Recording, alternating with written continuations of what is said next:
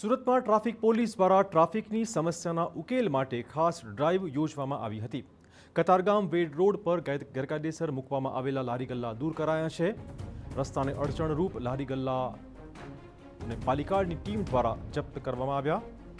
આડેધડ પાર્કિંગ કરતા વાહન ચાલકો વિરુદ્ધ પણ કાર્યવાહી કરવામાં આવી રહી છે। ટ્રાફિક પોલીસ દ્વારા પાલિકાની ટીમને સાથે રાખીને આ કામગીરી કરવામાં આવી હતી। છેલ્લા ઘણા સમયથી લારી ગલ્લાનું દબાણ આ રસ્તા પર લોકોના માટે માથાનો દુખાવો બન્યું હતું।